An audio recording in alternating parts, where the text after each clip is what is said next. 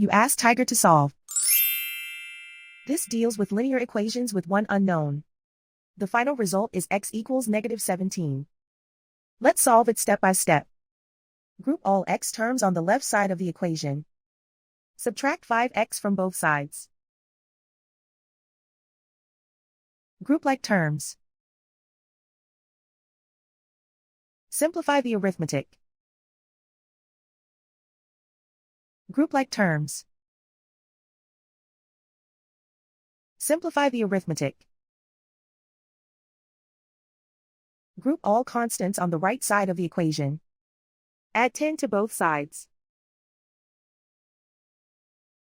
Simplify the arithmetic.